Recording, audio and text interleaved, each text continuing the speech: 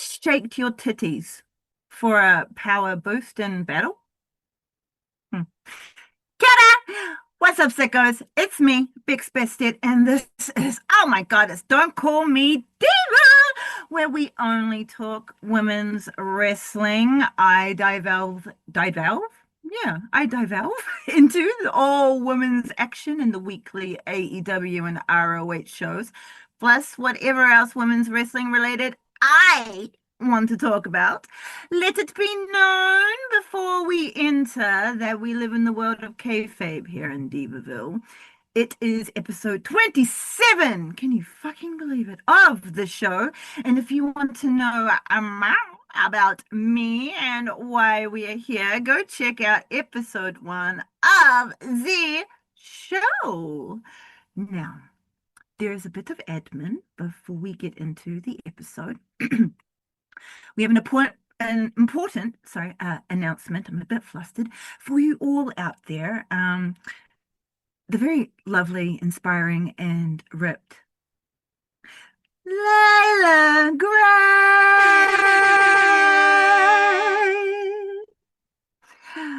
will not be appearing in today's episode of Don't Call Me Diva.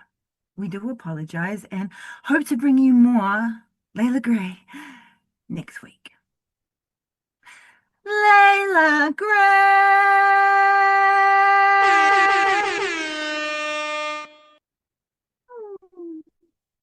Who runs the world? Two is going to be coming up on the 25th of October. I am so excited for this.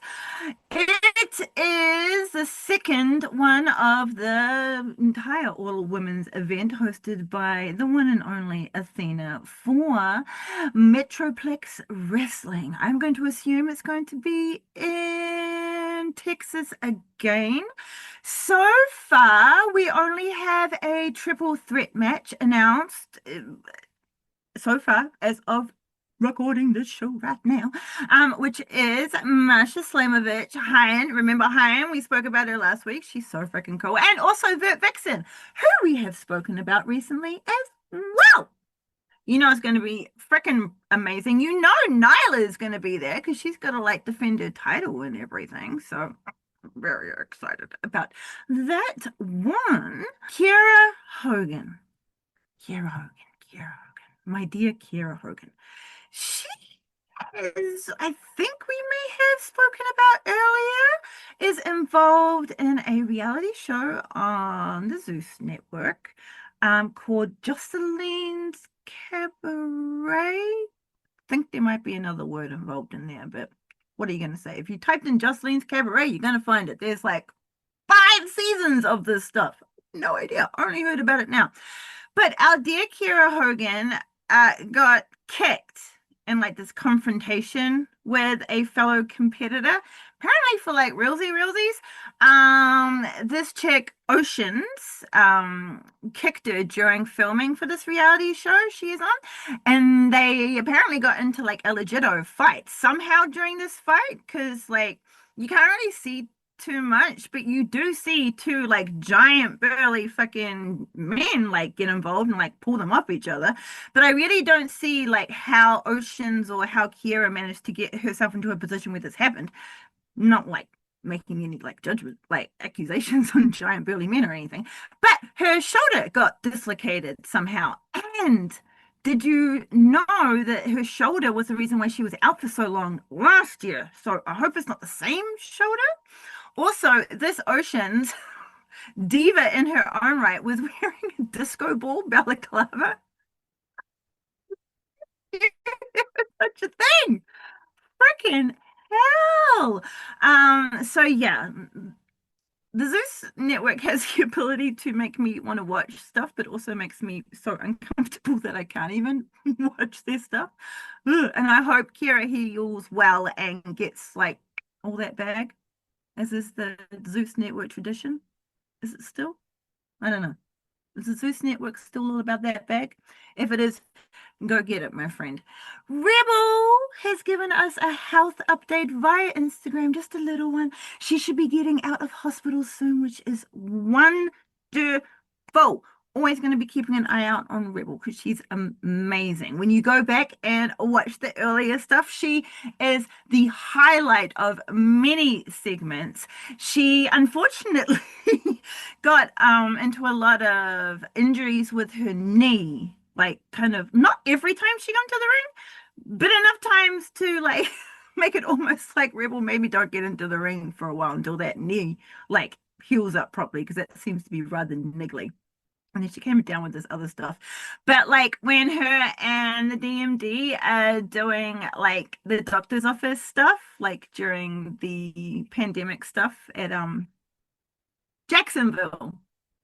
God damn it, that shit's hilarious. You gotta go watch it. We're gonna go watch that, but later. AEWOG, speaking of back in Jacksonville, Allie, aka the Bunny, had a little get ready with me on her Insta. If you're interested, go check it out. In it though, she tells us that she has gotten back into some wrestling training. Like, not like potentially to like come back or anything, but just to see like like if brings her like joy or something again. It was trying to call her, which is awesome. I hope it brings her like much joy. And so this little Bexy's not going to get her hopes up. She's going to be like running back to like AEW anytime soon. But I just hope she's having fun wrestling again. Yeah. She used to like do this like all the time in her like vlogs, and I'd be like, wow, it's like a tick. But like so many people do it now, and even myself, I like find myself being like, yeah, and I always think of her. Bless her little heart. I hope she's doing well. Now, have you packed your suitcases? Because it's time to check in, and I hope you have brought your boom. Make sure your boobs are strapped and shakeable. Because it is time for dynamite. As is tradition, with opening the show with crimes, Marina Shafir and the Death Riders are either doing or receiving said crimes, and in this particular moment, they are definitely doing said crimes. The war with Darby is escalating, and our dear Marina accompanies Claudio and Mox. She is in green battle pants, a black mesh top, and perfectly curled ponytail. Adorable. As they come to the ring, other ambushes on Darby have failed, and the three of them were starting to circle him. But then the lights go out. Hook has arrived, it seems. But they also have the ups. They're coming to Darby's aid just as quicker. In fact, I'm no shade, but more quicker. Marina does something that takes me by surprise. When Mox gets lit up by Powerhouse, Marina just like runs completely away from Mox's side very quickly, leaving him to the mercy of Powerhouse Hobbs, and she runs around the ring to jump onto the back of Samoan Joseph, who is going after Claudio. She tries to put him into a choke. Fair. As we all know, Marina stands by the side of Mox at all times, though. Every time he is out and about, she is there. Everyone is in some of fight, but then all of a sudden, the hero of the locker room, Willow Nightingale, is like ringside and just going at it to like with Marina. These two, Marina and Willow, have like a handful of each other's hair in one hand, and they're giving like stiff body shots to the other with the other hand. What? Marina has Willow up against the ring and gives her a couple of knees, to which Willow rams Marina into the barricade and gives her a spicy chop to the cheers of the 2,300 crowd who live for this kind of chaos. Willow looks like a violent tennis star from afar, and her hair bounces as she sends Marina crashing into another barricade. Willow gives Marina a stiff closed fist, which activates Marina. Willow gives Marina a stiff closed fist, which activates Marina. She hulks up and gives Willow a rather stiff one back. We pan to the back where criminal activity is occurring, and by the time we come back to ringside, all the fight has just cleared. We quickly move along to the rivalry between Mercedes Nine Belts Monet and Alex Windsor. Last week, the TBS champion had some spicy stuff to say about Alex and the bruv. And later on in Collision, she said some shit right back and challenged for the TBS title again. The match was made, and it is now. The TBS champion, Mercedes Nine Bounce Monet, comes out first. She has the TBS title around her waist and is wearing the fishnets, fluffy tits, and the new World Order-esque battle gear that I just mwah, love. The long, gold-lined, comfy, black, fluffy coat is back, and she is looking fabulous. Mercedes walks to the ring, and all of her other belts are lined up along the top rope. Monet battle poses her way into the ring and does about 1 1/3 of a CEO battle dance until the music of Windsor hits, and Mercedes is fuming. If there was a small woodland creature in front of her, she would have like stomped on it right then and there. Alex Windsor comes out and proceeds to Windsor her way into the ring as she battle poses on the apron with a Windsor.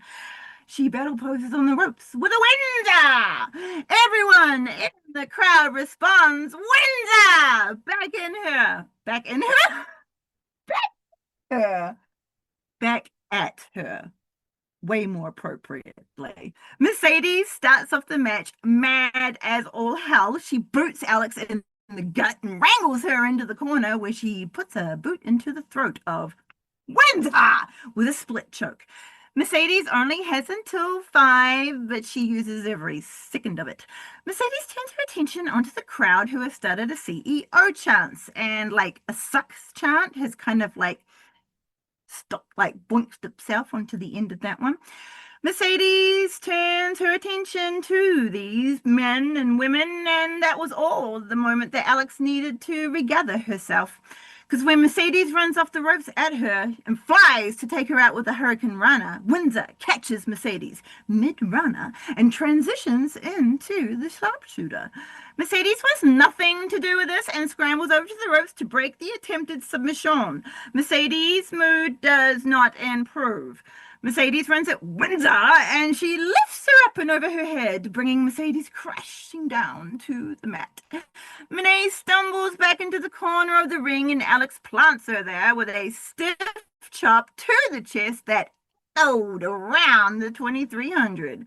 Mercedes clutches her chest and her face is crumpled in pain and almost asking, why? I don't think the CEO is going to be avoiding Windsor's chops I think the CEO is, my bad, gonna be trying to avoid Windsor's chops as much as possible in the future. But unfortunately for Mercedes, she gets gifted another one pretty swiftly and then gets whipped into the opposite corner. Mercedes collides with the turnbuckles and she has a split second to avoid the incoming Windsor, who is sprinting at her.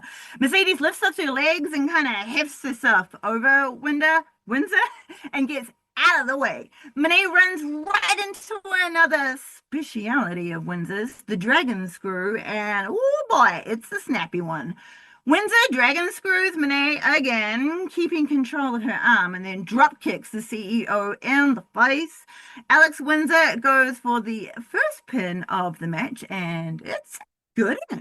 Alex smushes Monet up like really well. She puts all of her weight on Monet's shoulders, but Mercedes still kicks out at 2. Champions do get a kick-out bonus from their championship, so the commandant of her own fleet of belt boats has a very high kick-out bonus. If Alex keeps consistent with these kind of pins, though, she may just get this title.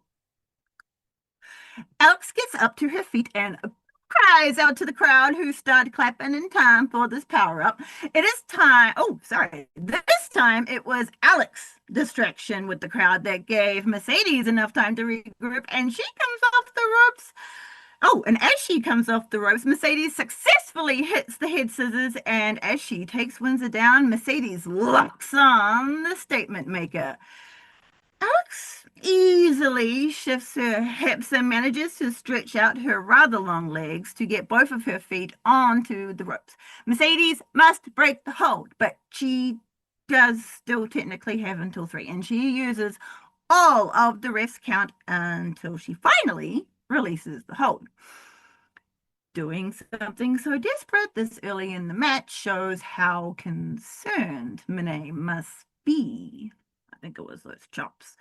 Windsor rolls out of the ring to the floor to get some space between, her and Monet. The outside area is rather small and intimate at the 2300, and this creates a rather tight area of pain around the ring. Mercedes slips through the ropes to the apron and lines Windsor up for the first meteor of the match, but Windsor sidesteps flying Mercedes. Monet lands on her feet and gets a boot to the guts for her pleasure. Both wrestlers try to throw the other into the steel steps, but Windsor manages to stop herself with a boot and cracks Mercedes in the face with her back elbow. Mercedes stumbles back and is holding on to her jaw when Windsor comes running off of the apron and takes her out with a cannonball. Mercedes crumbles backwards and Windsor gets straight to her feet and so does the crowd as they all applaud the risky cannonball. Mercedes, no, we're not doing that. Yes, we are. Mercedes is not getting to her feet, and Windsor will not win the title by countout. So she gives the CEO a helping hand and rolls her back into the ring. Windsor decides to fly into the ring and climbs to the ropes. She steps over the top rope and launches herself at a stumbling Mercedes with a flying lariat. Windsor goes for the pin, but it's not as good of a cover as that first one, and Mercedes kicks out at two. Disappointed, Alex cheers herself up with a Windsor and gets back to her feet. Alex kicks and stomps at the TBS champion, who is still on the mat. Windsor grabs Monet's legs and goes to put on the sharpshooter again, but Mercedes engages wriggle mode and grabs the ropes with both hands. Not waiting for Alex to let go, Mercedes boots her in the face. Monet uses the stumbling Windsor's momentum against her and sends Windsor out of the ring, and Alex thwomps to the outside.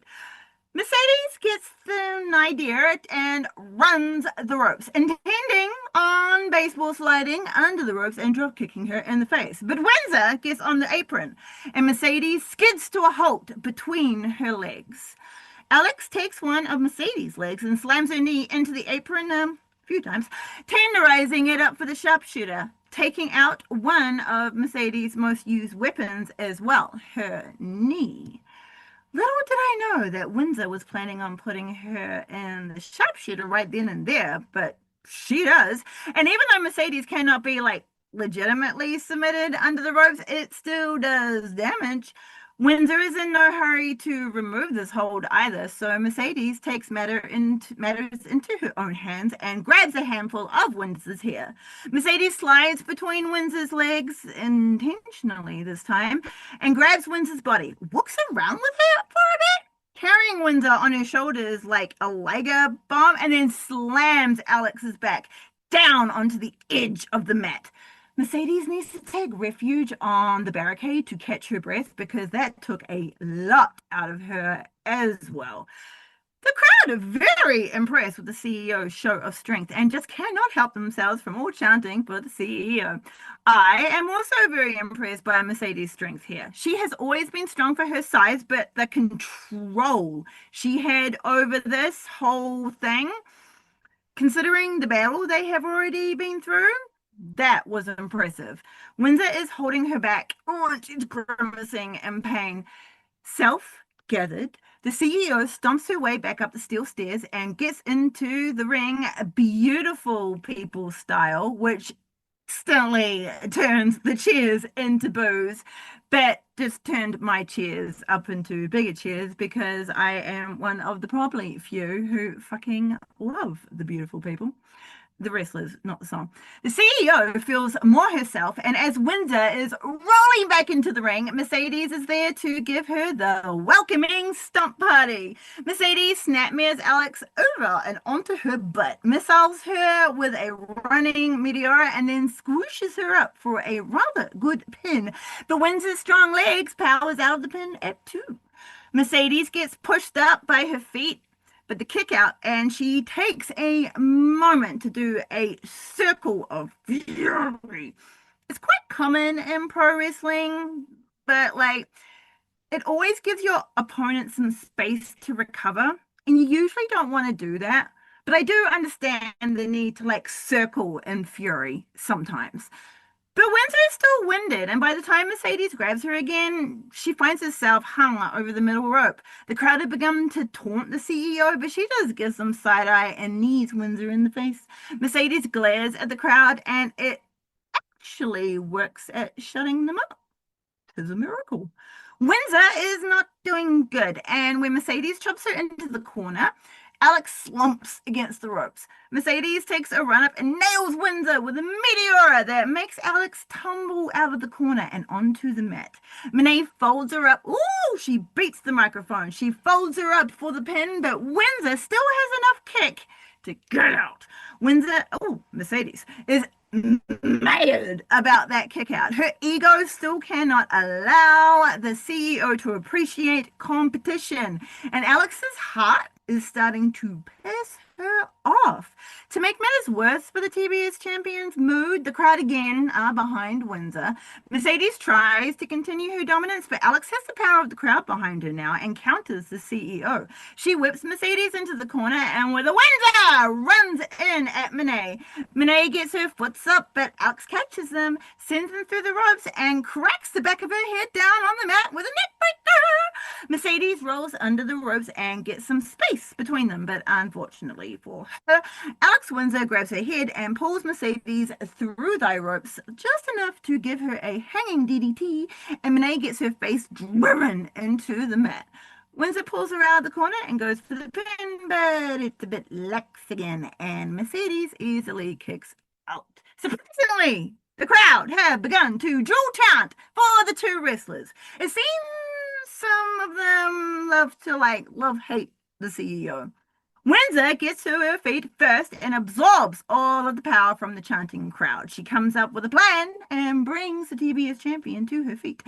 Windsor whips Mercedes into the corner, but as she comes running back, Alex runs face first into Monet's boot. Windsor is a bit wobbly, and Monet catches her head in between her feet and rams her head into the turnbuckle for a corner's head scissors driver. Windsor stumbles away from Monet, who is on the middle rope, and she is about to take flight. Mercedes attempts another flying meteor, but Alex uses her head and headbutts Monet as she lands, making the impact so much more worse. The CEO instantly crumbles down to the mat, but Windsor ain't doing too great either. They slowly get to their feet. Windsor checks her forehead to make sure she isn't like bleeding, and also there's not a giant like hole in it. Mercedes crawls to the nearest corner and pulls herself up with the ropes. Alex tapes aim, takes aim, and runs in at Mercedes with a lariat, which is always half, body slam as well, really, when you look at it. Windsor sends Monet into the opposite corner and follows quickly behind, lariat body slamming the CEO again. Alex runs the ropes and ducks Mercedes' attempt to take her out. With quick footwork, Windsor confuses the TBS champion, and she gets plowed right through by a flying lariat from Alex Windsor. You all know.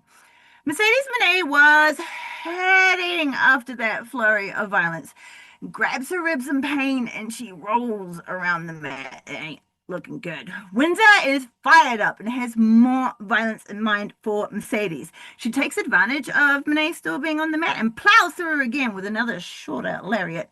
Alex goes for another pin, but doesn't grab both leggies, and Mercedes has enough room to kick out by 2. Alex gets to her feet while Mercedes is still out on the mat. Windsor tries to take the opportunity to put Monet in the sharpshooter. But Mercedes kicks that idea right out of her head and springs into action. Mercedes knows she needs to get it together and use her quickness. Unfortunately, her quickness goes against her, and she runs into the arms of Windsor, who uses her momentum to spin Mercedes around for a blue thunderbomb, and the TBS champion slams down onto the mat. Windsor keeps her down for the pin, but has no weight on Mercedes' shoulders, and she kicks out at 2. Again, Windsor goes for the sharpshooter, but this time Monet is too exhausted to stop it. She gets twisted up and Windsor sits down deep into her back, putting Mercedes in immense pain. Mercedes elbows at Windsor's calf, which is a decent idea, but doesn't work. Monet then remembers what worked last time and grabs a big old handful of hair. Windsor's head gets pulled back further than her body will allow, and she lets go of Mercedes' legs. Mercedes turns it on Windsor and puts her in the statement maker. At first, Windsor tries to reach for the ropes, but when that doesn't work, she shifts her weight to get Mercedes onto her back for a pin. Monet keeps the momentum going though, but finds herself on Windsor's back. Ooh, shit. Windsor is going to attempt a power move, but Mercedes pulls out a champ move and takes her down with a crucifix bomb into the pin.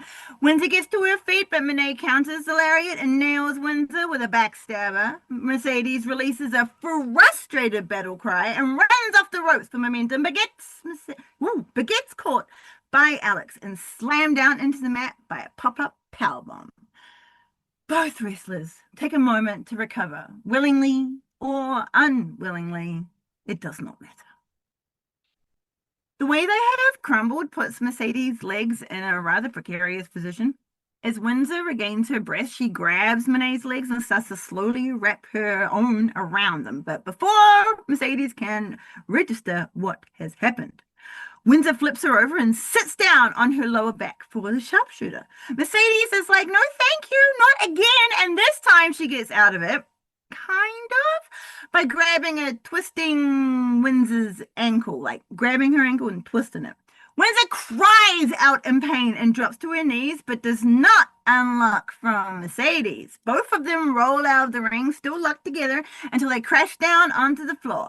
Not even this can break Windsor's grasp, and she applies a knee bar type submission on Mercedes. It's on the floor though, y'all, so no tap out would be counted, but the damage, like we say, is still done. Windsor flips over to a sharpshooter, and Mercedes instantly starts tapping. Alex is not listening to the ref at all and does not hear her counting them out. She lets go and finally rolls into the ring by Simone. Monet could allow this to just end in a count out. She would not lose her title, but the warrior in her brings her to her feet and she slips into the ring by 9. Windsor climbs to the middle rope again, and as Mercedes gets to her feet, Alex waits for her to turn into her direction. Windsor flies at Monet as soon as she does with a lariat, but as quick-thinking Monet yoinks that arm, pulls her in for the statement maker. Windsor fights through the pain and ends up shifting her weight backwards, rolling Mercedes over onto her back, and even further until they were both back onto their feet. Monet springs into the backstabber and drives her knees into Windsor's spine. Windsor stays on her feet long enough for Mercedes to get in range for her running lariat, and that connects, and they both hit the canvas again. When they finally get back to their feet, a war of forearms ensues. This is not over. Mercedes lays in a few quick, heavy shots and then stops to talk some shit. This motivates Windsor to slap the crap out of her, and Mercedes crumbles down to the mat. Windsor pulls her up by her feet, but gets a knee to the face. Mercedes gets Windsor on her back for a moment to try the Monet maker, but Windsor wriggles out, cracks her in the head with a headbutt, and then twists Monet up, slams her down to the mat with a pump handle half Nelson driver to a pin, but Windsor can't keep Monet down and get the win. Nuh-uh. The two wrestlers roll away from one another as the crowd chant, "This is awesome." Windsor gets to her feet first and goes straight over to the TBS champion, who is still struggling. Windsor climbs to the middle rope and brings Monet with her. Mercedes puts a stop to all of this and kicks Windsor in the face. Mercedes climbs up to the middle rope, and with Windsor, she tries to suplex her over the ropes.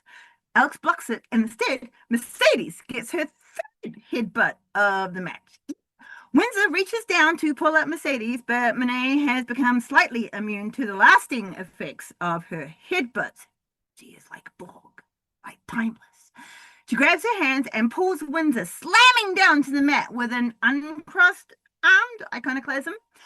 Alex lands hard in the middle of the ring and Mercedes locks in the statement maker. Windsor claws and fights through the submission, reaching for the ropes, trying to break Monet's grip, like anything to get her out of the hold. Alex finally makes it to the ropes, but Mercedes expertly uses the same rope to kick off and rolls backwards further into the ring, still holding on to the statement maker. Windsor pushes through again and reaches out to the ropes, once more clawing her way to Sanctuary. Windsor gets close to the ropes and Mercedes puts her foot out to push again, but this time Windsor uses her position to her advantage, rolls Mercedes onto her shoulders, all nicely tucked down for that pin, but Mercedes explodes out at two. Windsor keeps on the pressure, though, by grabbing her feet and going for that sharpshooter. Consistent.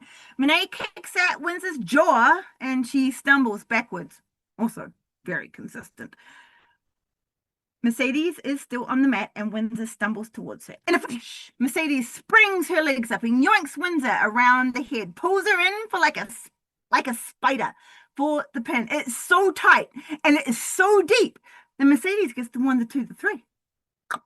She keeps her TBS championship for now. Windsor was just caught and squeezed long enough to get that 3. So after she is released, Alex is pissed because she still has energy to go, right? Unfortunately, that is the devil of wrestling. She only needs 3 seconds and it's all taken away. Mercedes drapes her exhausted body over the bottom rope as the crowd gets to their feet. And through her hair, Mercedes looks relieved. But as soon as she brushes the hair out of her eyes, and the CEO chuckle of 9 belts madness starts spreading across her face, and the woman is a bit terrified when she's like this. Maybe I don't want Kiss Monet. No, that's still the ultimate goal. The ref hands the TBS championship belt back to Monet. She clutches it to her chest whilst clearly breathing heavily. She has her hand raised in victory and she basks in her glory, turning to Windsor and gloats in her face. Alex tries to take the high road and offers to shake her hand. But instead of shaking it, Monet gives her the finger and turns her back on Windsor. Fucking dumbass move, Monet. Alex grabs her, takes her down, and goes to put the CEO in the sharpshooter. Monet bonks Windsor in the face with the title belt, though, and that's the end of all that. Mercedes Monet then locks Windsor in the statement maker, and with no one to tell her to stop, Windsor needs a plan. But holy flying fraggo, sicko. Music that we have not heard in such a very long time explodes into the 2300 arena. I'm almost like, huh? It's fucking Rio! Holy shitballs! I cannot believe it. The whole crowd get to their feet as they see Riho running to the ring through the crowd. Monet has no idea where she is coming from until Riho lands on top of her with her double stomp off the top rope. The crowd goes. Windsor is out, but as Riho sprints around the ring, she runs, and Mercedes, who is trying to regain her breath against the bottom rope, she gets missile drop kicked from Riho through her chest. The TBS champion gets sent tumbling backwards and out of the ring, and the crowd couldn't be happier. Riho basks in the joyful glory and then checks on Windsor while Mercedes leans against the announce desk wondering what the fuck just happened. Monet has left her TBS championship in the ring, and Riho instantly spies it. She grabs it and holds the title in her hands whilst giving Monet a look that enrages the TBS champion. She looks great with the TBS championship, I have to say. We fade away from Riho's cheeky grin to the remarkable, all I can see is your giant hair bun, Renee Paquette.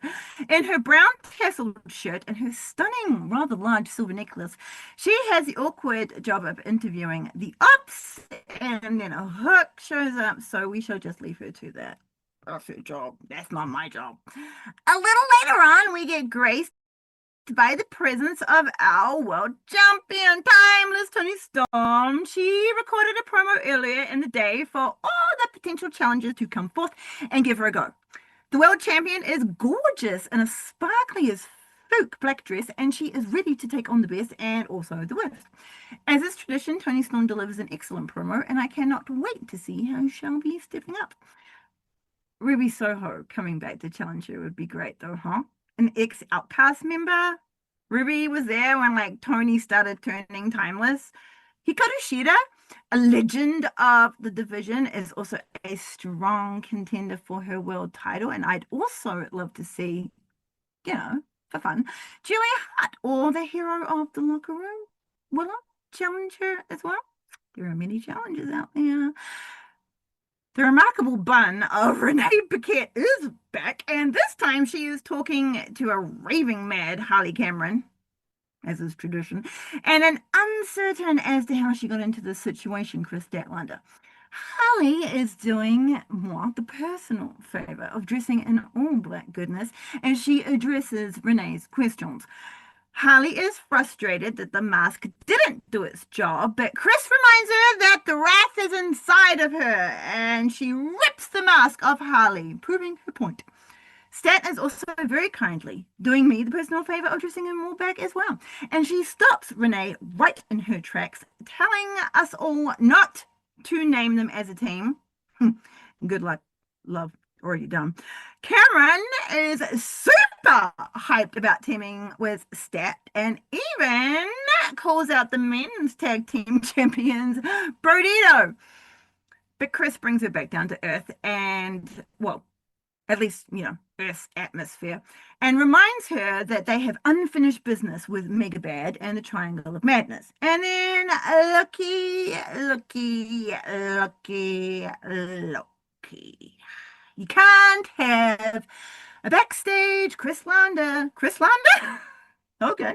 Chris Statlander segment without fucking Yuta showing up and ruining everything. Using her full name, mind you, the nerve, Harley expresses hers and my feelings on the situation as fucking Yuta delivers his "we Death Riders got your back" message. Like, yeah, we know, everyone knows, it's getting a bit desperate now. Marina appears suddenly, Jesus Christ, bringing an Arctic chill to the situation, and Chris addresses her directly. They take their leave, and Harley comes away with a very different take on what just happened than the other two. But to be honest, I truly think Harley Cameron would have an excellent time hanging with the Death Riders. Marina follows fucking Yuta and Claudio out to the ring for their tag match against Brodido. Marina has length on her eyeliner, which works wonderfully with her features. We got the abs, a crop mesh sleeve top makes sure all the upper body muscles are popped, a green combat pants again, and black boots complete the battle look. Marina is restless on the outside. She paces a lot and looks like she wants to tag in to get into this match. Eventually, she has to, because Perdido we're about to take out fucking Yuta. Marina grabs Bandito by the foot and like yells something at him. I think it was in Moldovan. Or it could have been Spanish. I would not rule out Marina being a multilingual woman. Shafir gets her interfering behind on the apron and completely takes the ref's attention away from the match because bloody Mox has slunk in ringside, hasn't he? And he's taking out Brody right then and there. It's all very dastardly. Putting the work in. The remarkable Renee Paquette is getting the scoops from an Okada about his tensions with Takeshita after this very small segment. Their relationship will not be improving.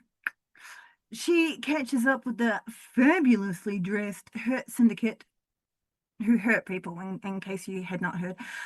She shares a sweet little moment with Shelton, and we fade to Namaste, which signifies our end of our Dynamite coverage.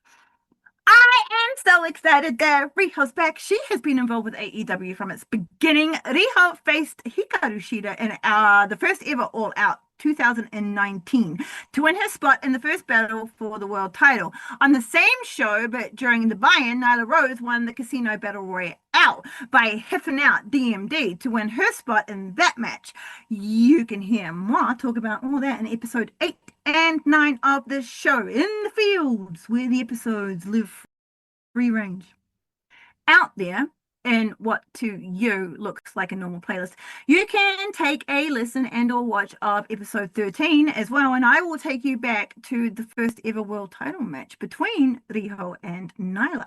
You would be surprised to hear that Michael Nakazawa makes an appearance. Him, his headset, and his buddy oil were around a lot in the early days. So you got that to look forward to. Riho has a lot of years experience in pro wrestling. What she can do in the ring, others dream about. She is petite, but every part of her is made from bendable concrete, and anyone who questions her ability gets put in their place pretty quickly. Aura starts off our collision looking fantastic in red. We, of course, are still in the 2300 in Philly, and the crowd are pumped. And right fucking on cue, the guitar slide of the Death Riders music hits, and we pan up the stairs, which are bathed in red also. Marina is sitting on those stairs, glaring at the camera as we pan past her to the forever pacing Moxley. Literally, is every show ever in like the forever foreseeable history of AEW going to start with the around? I mean, it's becoming it's becoming quite a tradition. Mox needs a little extra help activating, and halfway through their stalk backstage to the ring, they stop, and Marina gives Mox two good wake-up slaps. Mox feels good, and they keep on walking through the dark red hallway. They emerge from the back and walk through the crowd. Red seems to be the theme for this collision, as it appears Marina is also in red. She is wearing a red tank and black pants, as always, dressed for battle. Moxley moxes his way to the ring as Marina follows closely behind. He checks in with her one more time and then gets into the ring. Will this match give them the answers as to what Mox said to Danny Garcia? But also, he said shit to Marina as well. Mox and Marina sharing many a look between each other. Way more than like normal. During the match, even the crowd get their own special look from Marina Shafir as she death stares at them during the chant for Garcia. They shut up pretty quickly. Marina stays out of this match, but she does make her presence known as she staunches out Daddy Magic just for fun, who was on commentary during this match. Shafir won't even interfere when Mox is getting his knee demolished by Garcia. But when he takes a moment on the outside to get some regen, Marina walks slowly over to Garcia. But instead of giving him a boot or anything, she offers her hand, helps him get to his feet. Garcia, of course, dismisses this, but Marina grabs him like he was fucking Yuta and gives him some inspiring words before pushing him towards the ring. Mox must want Garcia bad. The rest of the match is pure talent, no shenanigans. Mox wins, but before she leaves ringside, Marina gives Garcia an expression of impressed, and she applauds his efforts. It's all very scary. Speaking of scary, it's the 8-man tag match between Timeless Mina Stat Harley versus Triangle of Madness and Megan Bayne. Everyone else is banned from ringside, which means no Penelope Ford. Vote. She's here with us, so in spirit. Triangle of Madness are out first. Tekla has a very cool new mask with like holographic teeth on it. But apart from that, it is battle gear as usual. Wow. They all walk slowly to the ring, Julia chanting her incantations, Tekla staunching up her power boost, and I'm not sure what Sky is doing to power up, but she already looks dangerous. Triangle of Madness gets up onto the apron and complete their very awesome battle entrance. The sounds of the Megasis comes into the arena and we pan to the entrance, awaiting the entrance of Megan Bayne, who, as we all know, walks at a glacial pace to the ring. Bane is in new gear and has been crafted beautifully. Her new headpiece is like a Mediterranean ocean blue with gold, muted pinks, and white giant feathers. Her gear is in teals and gold, looking ridiculously expensive, respectfully, as if she were a walking palace. Chains across her chest and battle pants, like, just finished the look. Mwah. Megan makes her way into the ring, and the Misfits of Madness hang and chill in the corner, allowing her the space to finish her battle entrance. But a turns, her expression sour as the crowd erupts into cheers. We pan over to the entrance to see the combined Cam and Stat, or as I have named them, Cat Scratch Fever, do their awesome battle pose at the entrance way. Both have new battle gear. Chris is in an all-black battle two-piece with sheer black stockings. Harley has the colors of her forbidden door gear, but black, and white stripes, buckles, chains, and all the good stuff. Whew. The sunshine and good vibes. The sunshine and good vibes keep coming with the entrance of Mina Shirakawa, the interim ROH World Tele Champion. Mina comes out with her ROH Championship in her battle gear from Death Before Dishonor. She lights up the world around her as she makes her way to the entrance. Mina dances the dance of power, and Harley and Stat also shuffle along. Let's see if any of that power rubs off onto them. Mina embraces Stat and Cameron as the strings of the world champion take over. The world plunges into grey, but the reds are accentuated in our hearts because it's time for timeless Tony Storm.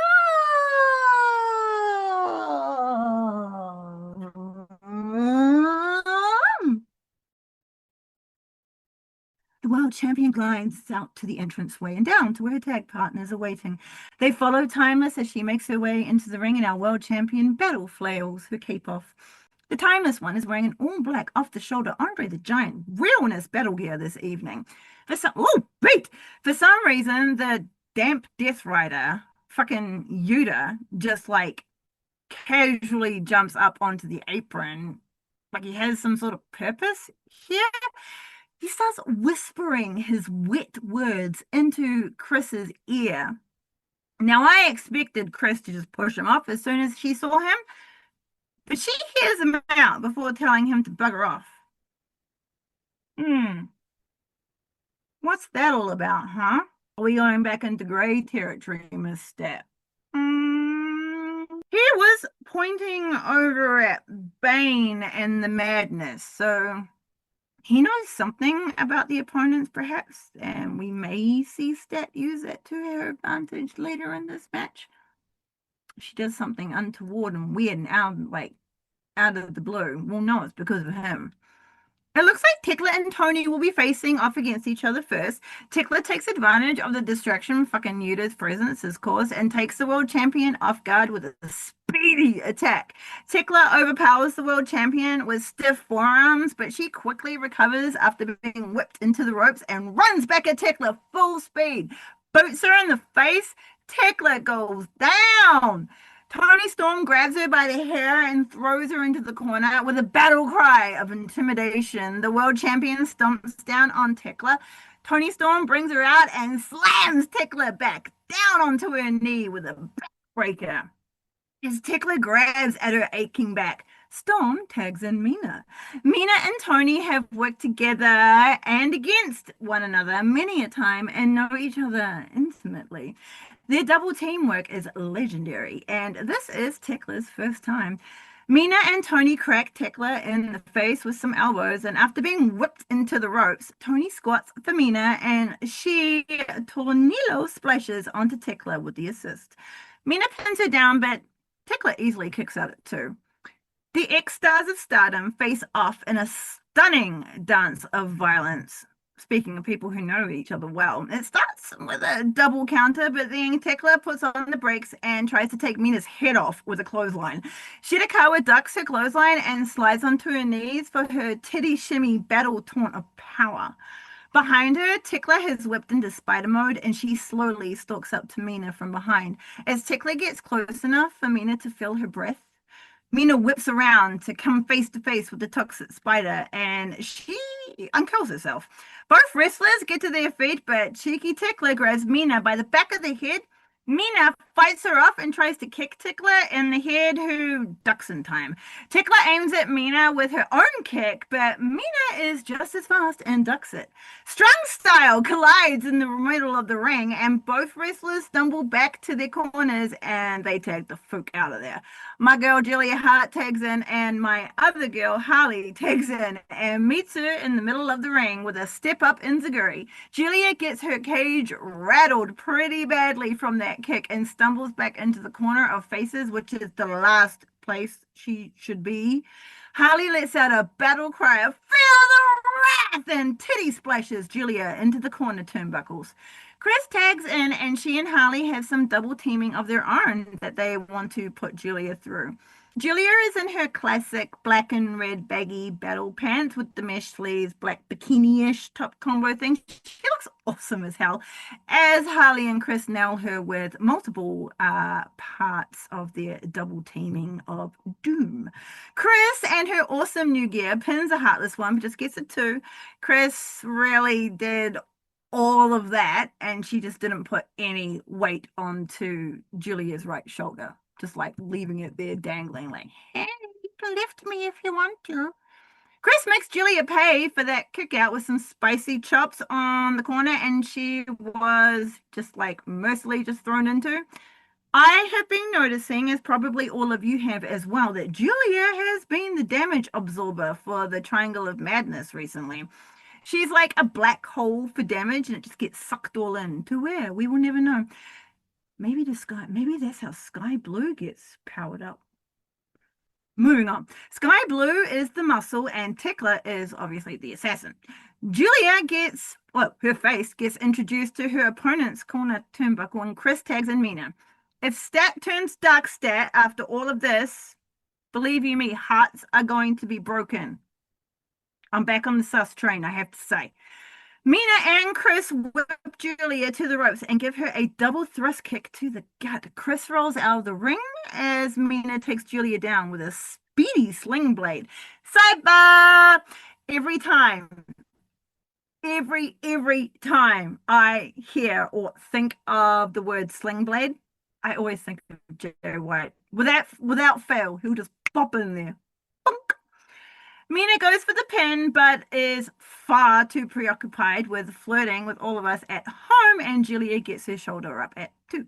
Mina grabs Julia by the hair and takes her to the corner, but before she can tag in anybody, all three get pulled off the apron by Tickler and Sky Blue.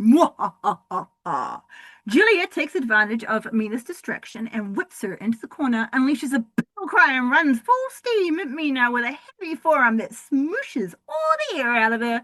Julia runs to her corner where the Megasis still stands, and she tags herself in as Julia runs back at Mina with a back elbow. Julia rolls Mina into the middle of the ring, and the Megasis flies off the middle rope at her, and then through her. Through Mina, yes. With a flying lariat of decapitation that almost decapitated my own brain from my head. Bane stands glorious and proud in the middle of the ring after doing just one move. Love her. Basks in her glory, even though the crowd is booing the absolute shit. Sky and Tickler had been doing some more damage of their own on the outside, and all of Mina's tag partners are out and on the floor. Bane rams her shoulders into Mina, smooshing her into the corner multiple times, then chops her back into life as the Triangle of Madness watch on glee. Megan tags in Sky Blue and removes herself gracefully from the ring. Sky instantly gets into business and shoves her boot into Mina's throat with a split choke. She only has until 5, but it still does the job. Sky snaps Mina over with a tight hidden arm suplex and pins Mina to the mat. This will not be the end, as Mina kicks out very strongly at 2.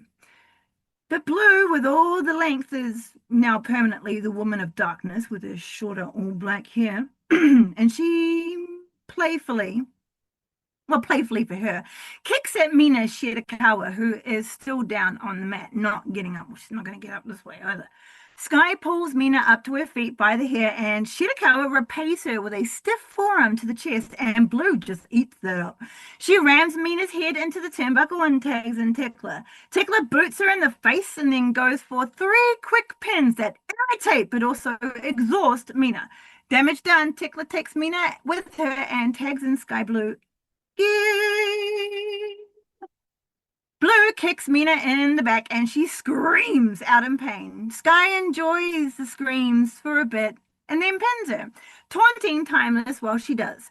Mina kicks out, but Sky has more plans and she wrestles Mina as Mina tries to reach any one of her tag partners. Blue quits playing around and shoves Mina to the ground on the opposite side of where she wanted to be. Unfortunately for Mina, this time Blue tags in Megan Bain. Mina gets thrown with Megasis force into the corner, colliding with the turnbuckles very hard. The Megasis smushes her with a big body splash. When Mina stumbles out of the corner, Bane grabs her and throws her over her head with a belly-to-belly suplex. Megan arrogantly, but gorgeously, puts her boot on Mina's chest and battle poses for a pin that was never going to work, but she looked good doing it. Bane drags her by the arm to the corner, dumps Mina, and tags in the brutalizer Sky Blue again, who starts stomping on Mina as soon as she can get both of her feet into the ring. Blue grabs at Mina, but she is slow to get to her feet. When she's up, though, Mina takes Sky by surprise and starts laying into her with forearms to the jaw. Blue answers back, but so does Mina, and they start exchanging stiff forearms as the camera swoops around the crowd. Sky goes, fuck this noise, and knees Mina in the gut before tagging in Julia. It's been quite some time since anyone else from Mina's team has been in the ring, yet the ref is still over there giving them a warning for daring to lean in too much for the tag. Meanwhile, Julia and Sky are setting Mina up for another double team move. The whip Mina, they whip Mina to the ropes and Julia runs in to elbow her in the face. Sky follows with a rising knee strike. Mina's now left with Julia and she gets slammed heavily to the mat so Hart can standing moonsault onto her, which she lands perfectly. Julia hooks her legs and goes for the pin, but Mina isn't out, and then she kicks out at 2. Furious, Julia pounds down on Mina's head and then pins her arms down for another pin, which Megan kicks out of again. Julia grabs Mina by the arm and tags in Sky. Mina is in trouble and really needs to get her hand, gets her little butt over to her corner. But the Triangle of Madness are so damn good at keeping her in theirs, she is just not making it. Julia and Sky whip Mina to the ropes again, but this time Mina manages to counter and she boots Sky in the womb. Mina back elbows Julia and she falls back into the ropes. Going back to Blue, Mina jumps at her, rolls her up, and then puts her legs in the beginnings of like a figure 4. Mina then taunts Julia in, who takes the bait and runs at Mina.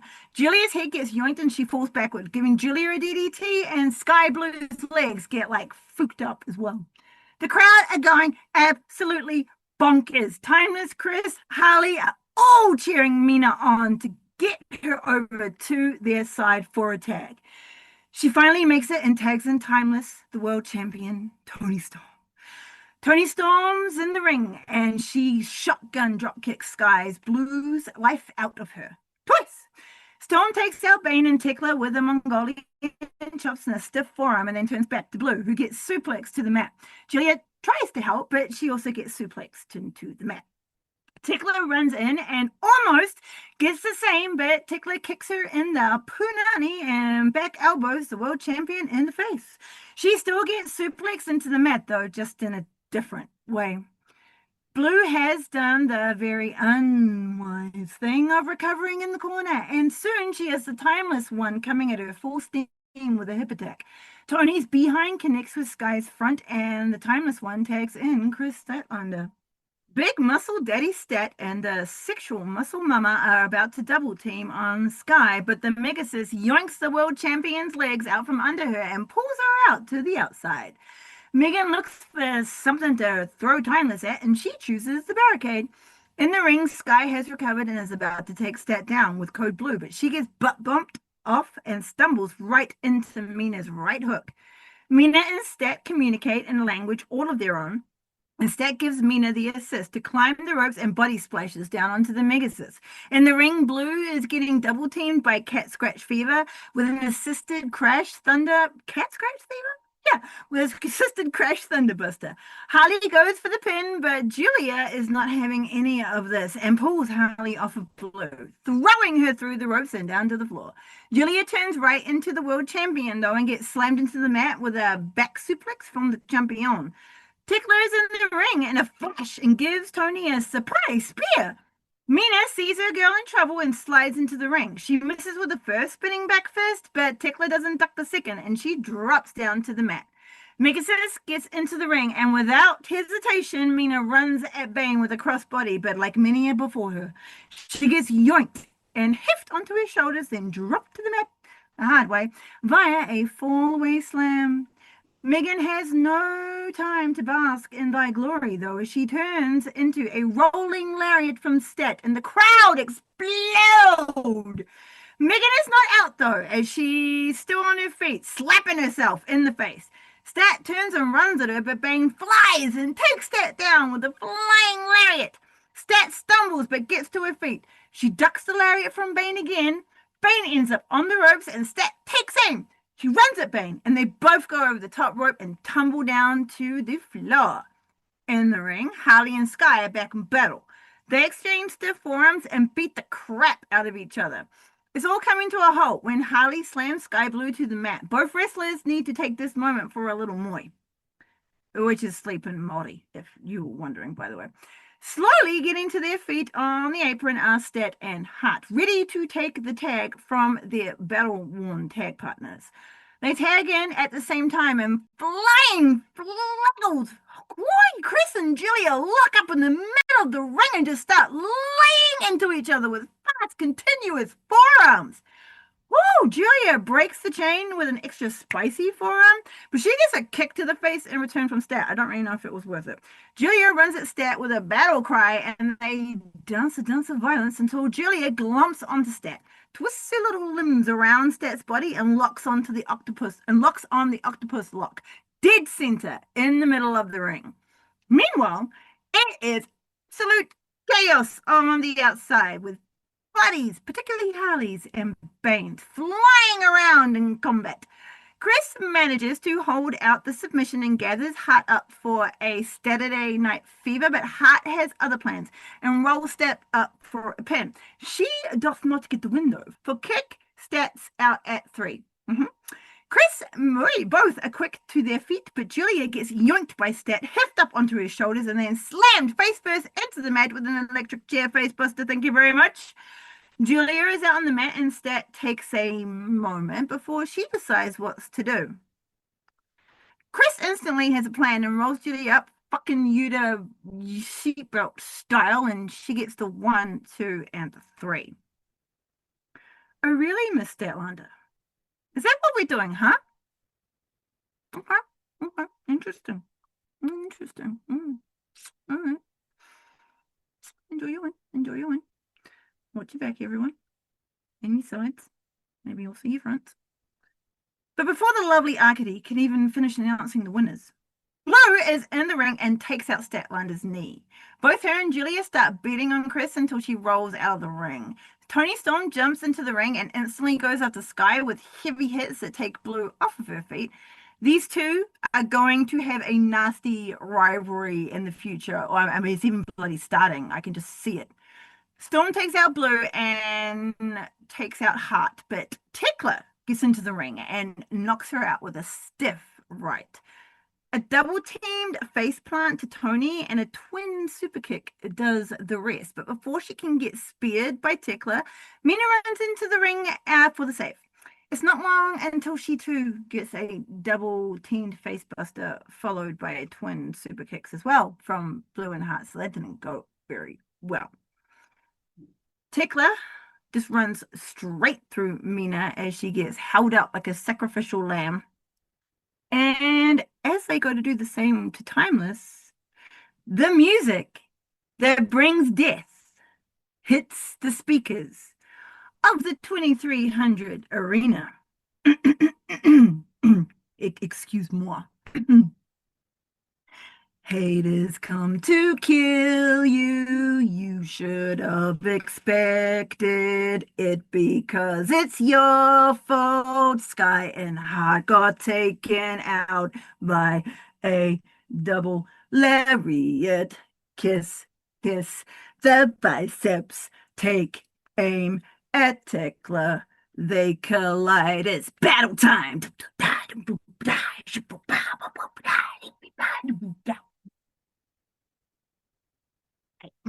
They beat the crap out of beat the crap out of each other in the middle of the ring as the crowd chant for Jamie Hayter. Sky and Blue drag Tekla out of the ring, but before any more damage can be done to her and the Triangle of Madness, they back away, though Tekla still wants to go. Jamie tries to help the world champion to her feet, but as soon as she sees who it is, Tony quickly pulls her hand away.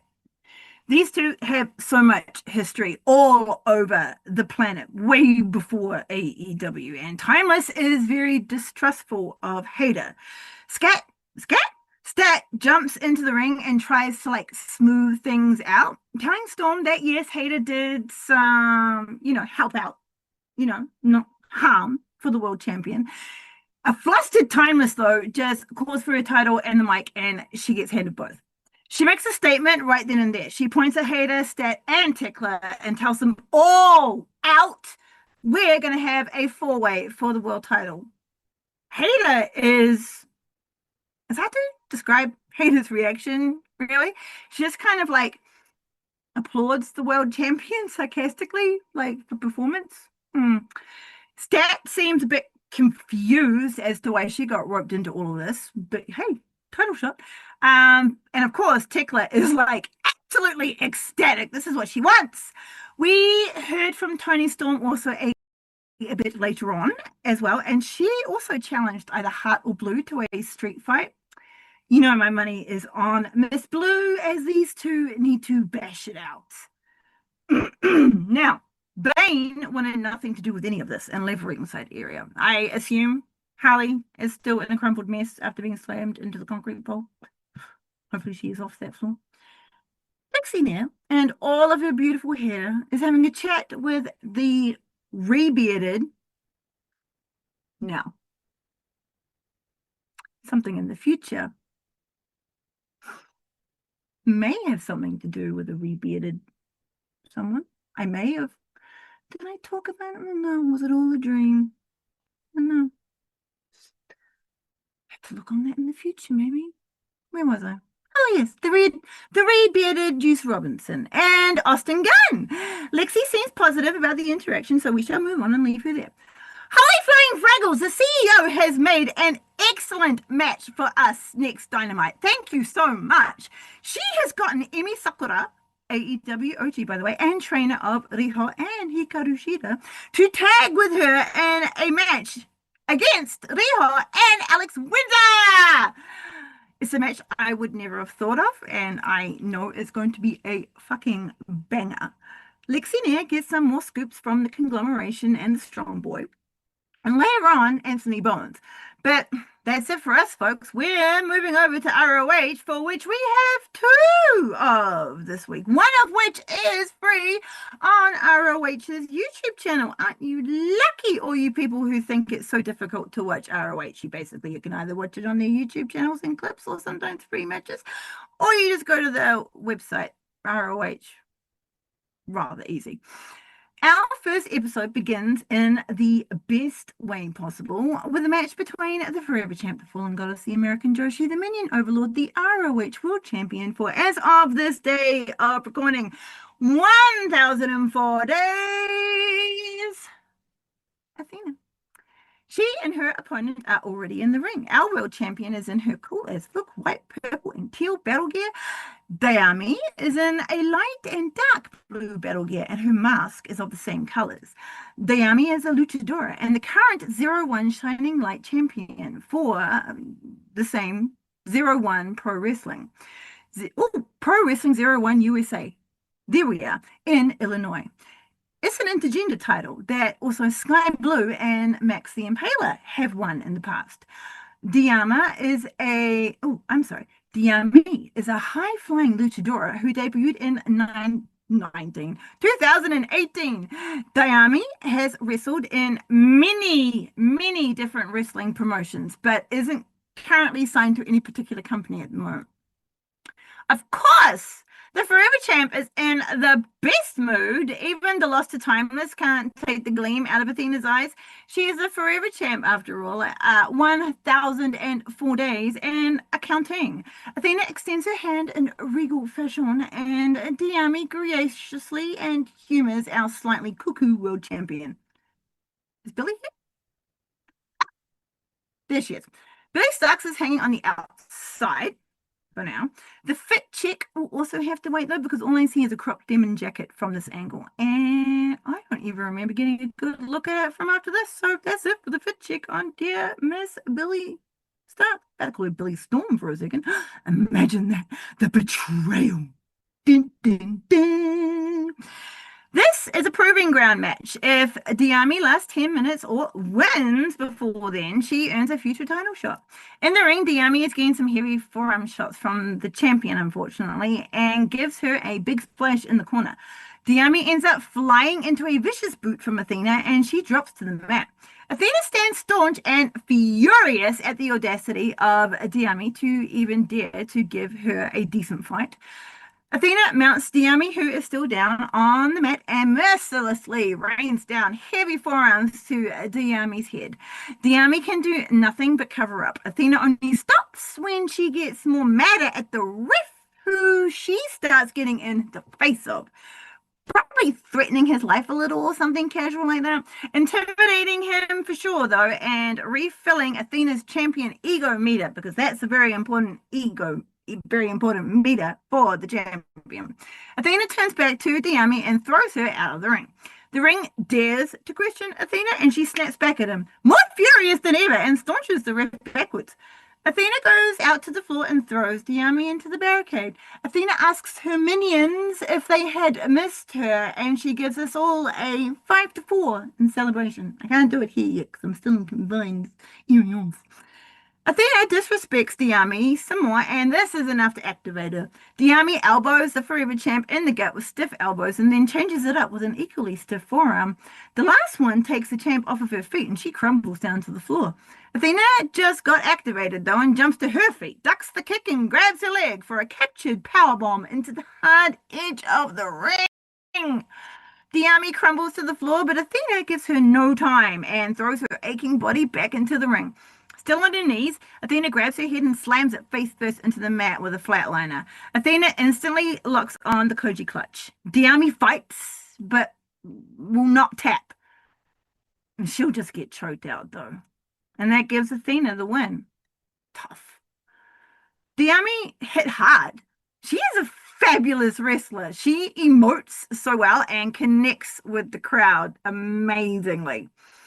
We get a little backstage action from last week's Death Before Dishonor. I was about to say Death Before Diana, because it is of Diana, who I swear is in the same outfit that we saw her leaving the ROH arena in. But instead of Taya wanting to talk, it's Trish Adora.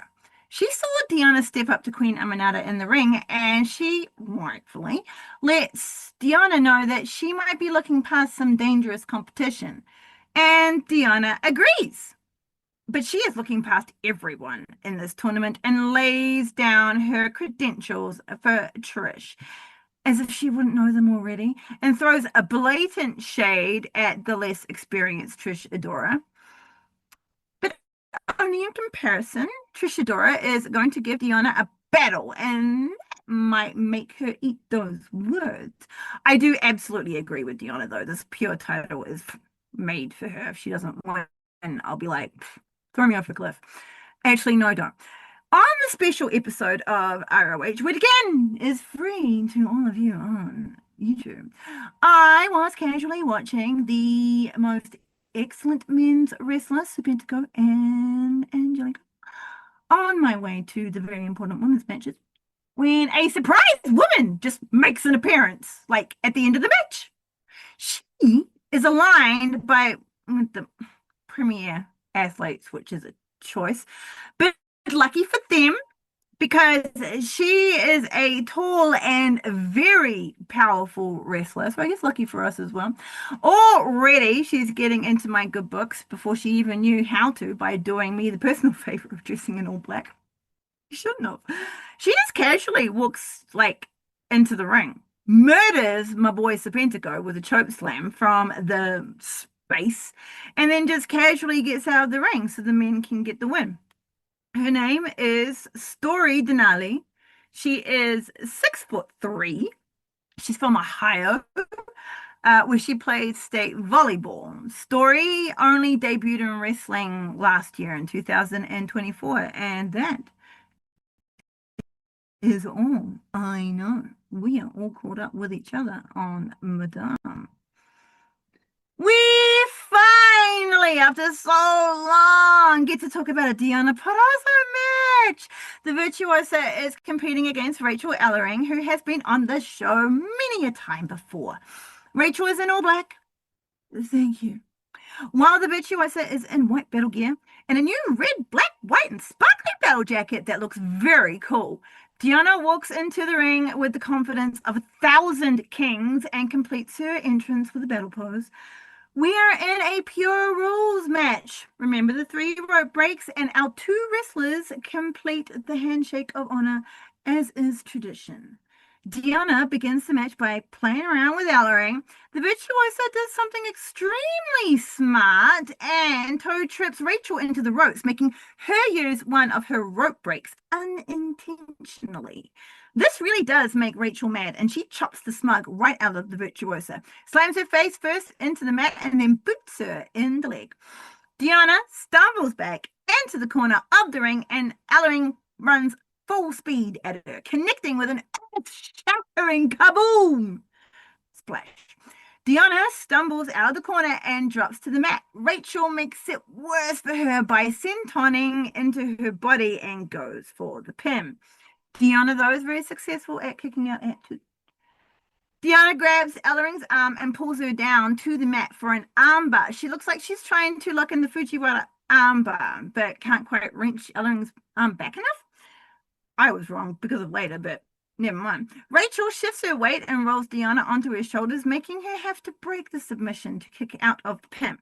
But as soon as Deanna gets to her feet, Ellering clocks her in the face with a stiff forearm, and Deanna goes down. She recovers remarkably fast, though, and gets a boot up in Rachel's face as she comes running in for the splash.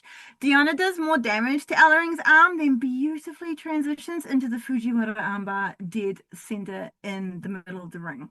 She could have done it whenever she wanted. Ellering uses all the strength in her legs to shimmy herself, and she uses her second rope break. Deanna, of course, isn't quick to let go of the submission. Deanna keeps damaging the left arm of Ellering like a beautiful torturer. Deanna bends and manipulates Rachel's arm, pushing her down into the mat in even more pain. When down, Deanna even puts her knee on the shoulder joint of Ellering and keeps digging it in deeper and deeper, even pulling back on her fingers for extra discomfort, to say the least. Somehow, Rachel pushes through and gets back to her feet, ramming forearms through Palazzo in between shoulder joint manipulations like a beast. Rachel ends up powering Deanna into the corner and gives her a few stiff shoulders, stackles. Why did that go weird?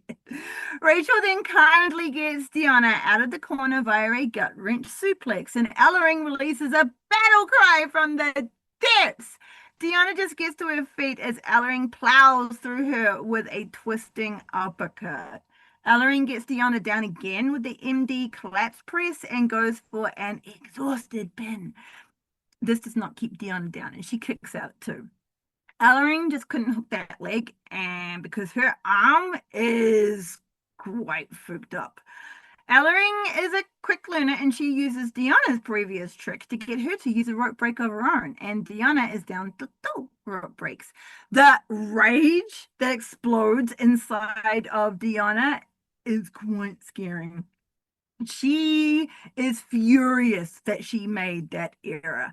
Deanna runs full tit into Ellering's awaiting arms and she goes for a ride with a painful drop from the boss woman slam. Ellering goes for the pin, but Deanna still manages to kick out. Pins just can't be strong enough when you got a broken wing. Ellering's arm is not doing good and Deanna decides to end this match. She wrestles Ellering to the ground and lures her into another Fujiwara Fujiwara armbar. Deanna gives the back of Rachel's head a few elbows and locks in her devastating finishing submission, the Venus de Milo. Ellering holds out for a bit, but then has to tap. Of course, as is tradition, Deanna doesn't let go right away because the screams of pain from Ellering are just far too pleasant for the virtuoso's ears. Something pleasant to my ears interrupts the virtuoso's victory walk, and that's the sound of the inventory. Trish Adora is not letting Deanna forget who she has to face in the semifinals. Quarterfinals. That's what that word is. Trish is out in her orange and black battle gear and she staunches past Deanna. She battle poses in the ring and awaits her opponent in this pure rules match. Who is actually Bucks, the fisherman's hook woman herself. We have seen her so much in ROH. She might as well become a part of the roster. Ashley gets stuck to Trish Adora from the bell, forcing her backwards into the ropes, and Trish ends up accidentally using one of her rope breaks, which infuriates the shit out of her, and she gives Vox a stiff pump kick into the womb. Trish Adora pounds down on Vox's back and then does her own shoulder manipulation of torture. Adora is fired up for this match, just as full of fury as Deanna was in hers. She forces Vox to use one of her rope breaks and then kicks her arm, the arm she has been focusing on all this time. Vox manages to engage her speed and avoid the incoming splash from Trish Adora, and then she slams her back into the corner turnbuckles with a shotgun drop kick. Vox can't do it quickly, but she finally pins Adora, but is denied it too. Trish takes down Vox with a backpack type bomb situation, then transitions into a very painful looking split leg surfboard with a bit of twerking. Trish Adora then transitions again into a submission I have not seen before. She sits on like Vox's head, pushing her face even further towards the mat, and then twists her arms behind her in a double hammerlock situation. Vox cannot withstand the pain and she taps out as well as she can. It's almost like, someone like actually tapping, like guitar tapping. Ding, ding, ding, ding, ding. Unlike Perazzo, Adora releases the submission instantly. Trish Adora battle cries out her victory and then extends her hand out to Vox, intending to help her up. But it was a ruse. Trish Adora shoulder tackles her to the ground and then shimmies her proud booty out of the ring. We get a full rundown next of Athena's domination on the ROH World Championship, showcasing everything she has done up until now. I thought we were going to get some sort of like special 1000 days celebration, but we don't. But maybe this was it?